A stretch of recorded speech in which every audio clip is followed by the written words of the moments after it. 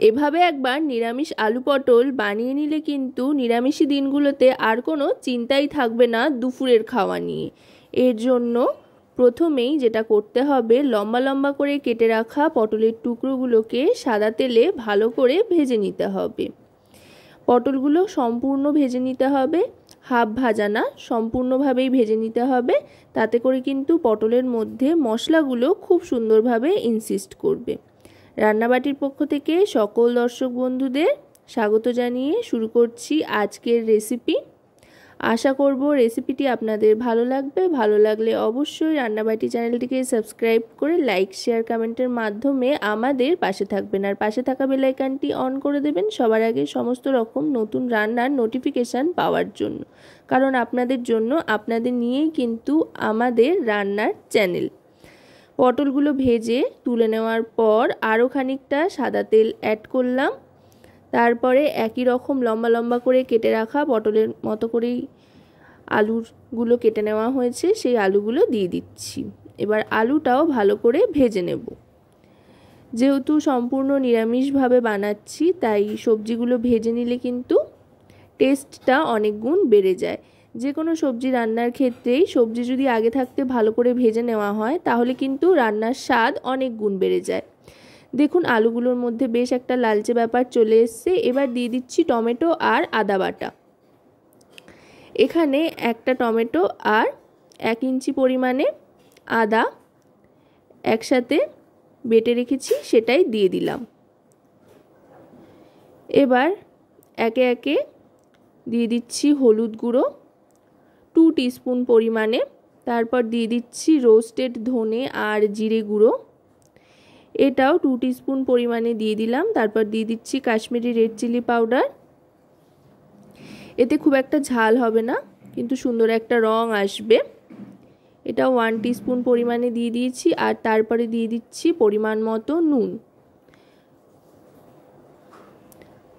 এবার সমস্ত গুঁড়ো মশলার সাথে আরও খানিকক্ষণ কষিয়ে নেব আলুটাকে।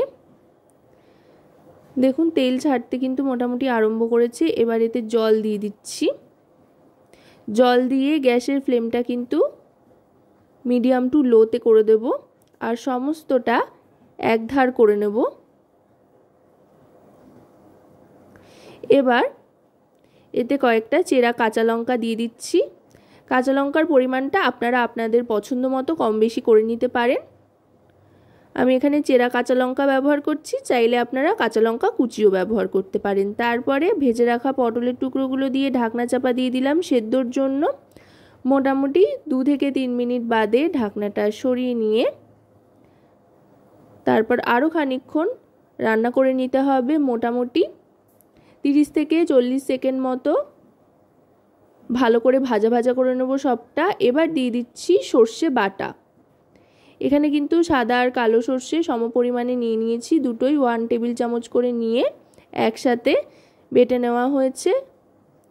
কাঁচা লঙ্কা সাথে নিয়ে নিয়েছিলাম।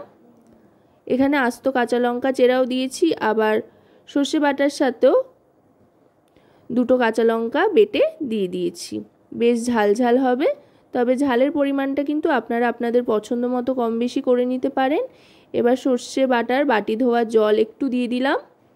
খুব একটা গ্রেভি এতে হবে না, বেশ একটু শুকনো শুকনো হবে। আর যেহেতু নিরামিষি রেসিপি তাই সামান্য একটু চিনি দিয়ে দিচ্ছি।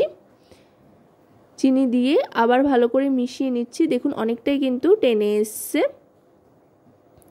এবার গ্যাসের ফ্লেমটা একেবারে লোতে রেখে ওপর থেকে কাঁচা সর্ষের তেল ছড়িয়ে দিচ্ছি। এতে করে দারুণ সুন্দর একটা ঝাঁঝালো ব্যাপার আসবে। এবার সর্ষের তেলটা মিশিয়ে নিচ্ছি। মিশিয়ে নিয়ে গ্যাসের ফ্লেমটা অফ করে দিয়ে এবার আস্তে আস্তে সার্ভ করে দেব। এটা কিন্তু আপনারা ভাতের সাথে যেমন সার্ভ করতে পারেন, তেমনি চাইলে রুটি, লুচি, পরোটার সাথেও খেতে পারেন, বেশ ভালো লাগবে। তো আজকের এই রেসিপিটি আপনাদের কেমন লাগলো সেটা কিন্তু অবশ্যই আমাকে কমেন্টের মাধ্যমে জানাবেন। সকলে খুব ভালো থাকবেন।